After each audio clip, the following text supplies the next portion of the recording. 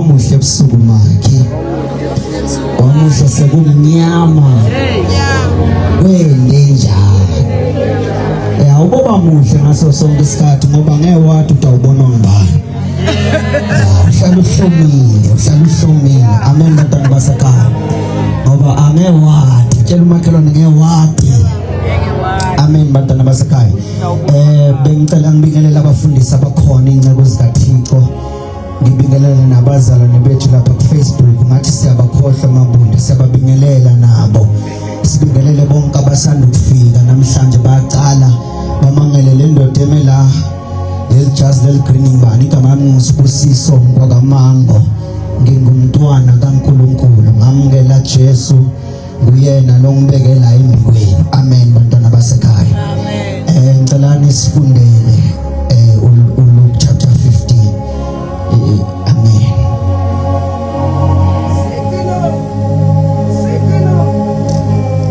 Luke chapter number 15 verse 17. Sigcino yasanguluka engcondweni yaqabanga yathi donke tisebenti tababe tidla titsimate titibekele kepha mina lapha ngilapha kangaka. La efunda khona kuthiwa kwakunobaba bekanamadodana amabili lo baba bekanayo yonke ingcebo ongacabanga ukuthi bekangaba nayo. Kwenzeka ngelinye lamalanga ubaba anayo yonke ingcebo, indodana yakhe yadecide ukuba ne-meeting nobaba. Ithi baba ngicela unginikeze konke that belongs to me. Seyisikhathi manje sokuthi ngihambe ngiye kude. Ngoba ubaba anenhliziyo enhle. Kwenzeka ukuthi wamnikeza. Lithi iBhayibheli esisifundayo indodana yayo ezweni elikude. Yathi mayifika ezweni elikude yadla yonke imfuyo. Uma ngabe beyineintombi amachela abafati ke malini abasali la kunemali khona ukwathi nabafati bakhona kwathenga amahenesi ngesikhathi samanje kwaphela wathenga yonke into. Lithi iBhayibheli ukuthi asekuphele konke yonke into bamjikela ngoba abafati masephelile imali bayahamba. Yabona lelo hleli okwathi uyakusanza baba mangabe ukhona nje lo hleti nomali seyingasekho. Kwenzakalile ukuthi uma sekuphele yonke into impilo yaqala phansi, impilo yashuba, impilo yaphepha to the level lithi iBhayibheli wadla neingulube ucabange from hero to zero. Wadla neingulube okusho ukuthi bona neingulube bebotshomi badla ama-fork and knife enzakeni. Kusho ukuthi bekasahluphekile to that extent. iBhayibheli lithi wabuye emqondweni. Ngoba kunesikhathi empilweni ma umuntu ubuye emcabangweni noma izinto ibheda kodwa mntana sekhaya woba ne-meeting nawe ubuye kuwe. Ngoba abantu basemanyaleni namhlanje ngenxa yokuthi ababuyanga kubo, ababuyanga kubo, ababuyanga kubo. Ithi iBhayibheli wadecide wathi ekhaya likababa kunezinkwa ngiyabuyela emuva. Bengizothi namhlanje ntambama come back to your senses. Bengizothi namhlanje ntambama buye engqondweni yakho.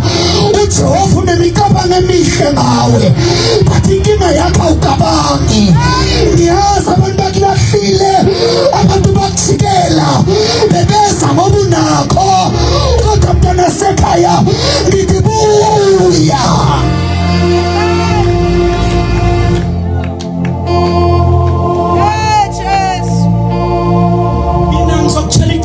Mntana sekhaya umuntu ula akhona ngenxa yesinqumo asithatha.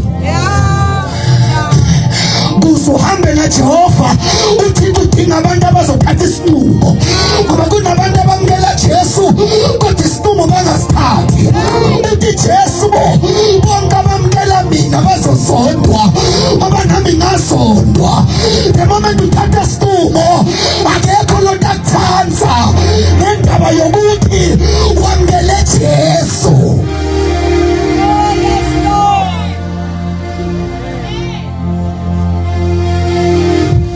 Mina ngizokutshela iqiniso mntwana sekhaya wamkela uJesu kune light kunokukhanya kwehlela phezu yakhe impilo the moment ungena khayini kuba nezinto enyakazayo uma ngale ngavukela ngilokho hayi light abonda sami mvangeli akusiyo wonke umuntu lo bekajabulile ukuthi indodana yolahleka ibuyile ngisho noma seyibuya kodwa lithi iBhayibheli kwakunobhuti omdala lo bekasele akazange ajabula ngenxa yokuthi ubuyile ubhuti omncane. Uyabona uma sewuthatha isinqumo sokubuyela enkosini akusiyo wonke umuntu ozojabula ozokushayela izandla kunabanye bayajabula njengoba ukude nobaba bayajabula njengoba ungasakhonzi. Ngicela niphustele imic bafethe voice yami ngoba mvangeli indodana yolahleko the time idla nengulube bebase bacela bahleba bathi sambona lo bekathi uzenza bani umbukeni sekanjani bekathi ungcono kodwa lalela ababhuti bakwatile kodwa ubaba ujabulile bayekela ufuka sekubaba.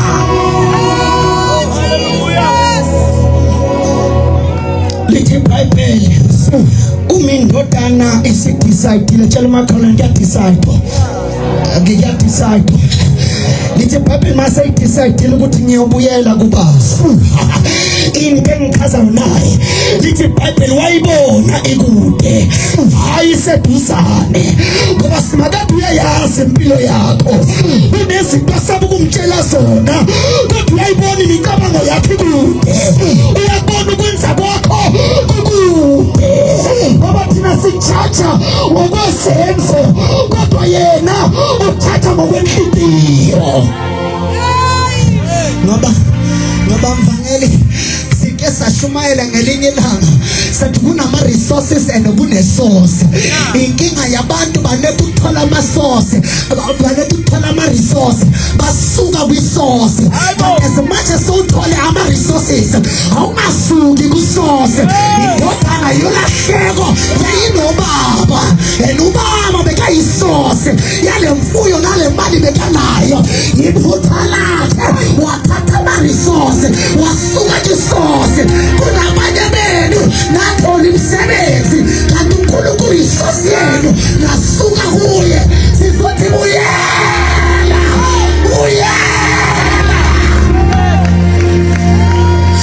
ngoba nansi into enamandla mntana sekhaya imoto noma ingahamba kanjani emgaqweni ayijabulela ukuba semgaqweni isikhathi eside kunesikhathi la khona ingene egarage iyogcwaliswa yemntana sekhaya impilo leni nzima angeke ukwazi kuyihamba uyalidinga igaraji elimusimakade uma sikushaya uyogcwaliswa